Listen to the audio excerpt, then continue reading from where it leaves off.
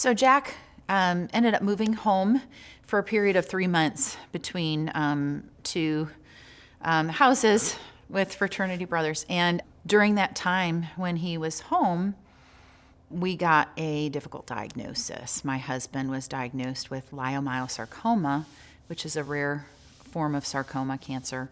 We didn't know at the time that he was stage 4. We just thought it was going to be a surgery, and then we were going to heal from surgery, and we were going to take a Christmas trip with the family. So that we got that news on a Thursday, and Jack decided, to go off to dinner on his own that night. And I thought, he's really processing this because he's already had the stress of the thought of running the family business when his dad had all the heart problems. And so I just thought he's freaking out about this. So he came home that night and sat down with us briefly, and then I could just tell he was really irritated and frustrated and not in the right place. And so he went up to his room, and I thought, this is probably a good time to follow him and find out what's going on. And so I went up there and said, honey, this is a hard thing, but we are Russells. We do hard things. We come through hard things. And he said, Mom, that's not really it. And I thought, well, that's the biggest thing going on in our family right now, as far as I know. And he says, no, it's not that. And at this point, my husband had come upstairs too. So he was in the room, and we said, well, honey, if we don't know what you're walking through, we can't help you with it. And it was about a good half an hour of hemming and hawing and really struggling. There was a struggle, and we thought, what is going on? And then finally it tumbled out, and he said, I'm gender dysphoric. And we thought, what does that even mean? And I think I had read some stuff and I'd heard some stuff. I guess I was just kind of reeling. And I said, well, what are you going to do with that? And he says, well, I've already begun my transition into being a woman. And we had no clue. He had been living with us. We had no clue that. And now I guess I can switch to she, because I do call my daughter Emma, and I use she and her. When I'm speaking historically, I use he and him. That was a hard day, to get a cancer diagnosis in the morning and get a gender dysphoria revelation in the evening. It was a really hard day. And I was an at-home mom. I was home with my kids from really early on.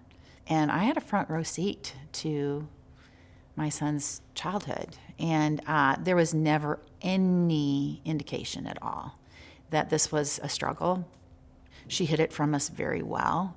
She said that she began her struggle when she was probably in middle school, starting to go through adolescence. So of course there's guilt there when you feel like, how could my child have been going through this and I not even know about it? Was I really paying attention? Was I really there?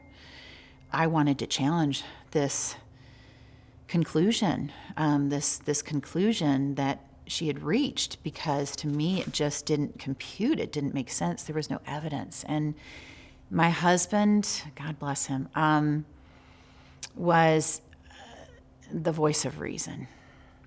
I think it was because he had gotten his heart broken with this cancer diagnosis that he said, honey, this is not the time to challenge. This is the time to ask questions and listen and come alongside. And every time I started challenging more, like that didn't happen, that never happened.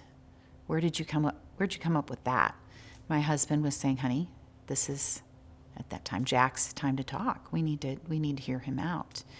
And I believe that truly was the Holy Spirit. And we came down the stairs after that conversation. My other 2 kids had already known that this was going on for some time. They had known since probably April, and this is July.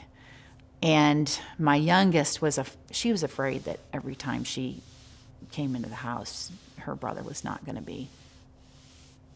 Well, she knew that this was threatening his life. So when we came down the stairs, she said, Mom, Dad, I think you really saved Jack's life tonight. That's the power of listening. That's the power of receiving in love. We had always talked to our kids about how there's nothing they could do to put them outside of our love for them. There was nothing that we could talk about that would change the way we felt about them. Jack and I, and now Emma and I, have had many deep talks late into the night about wide-ranging things. But this was the moment where we had to really demonstrate that unconditional love. It wasn't like, this is the one condition that is going to keep you from our love.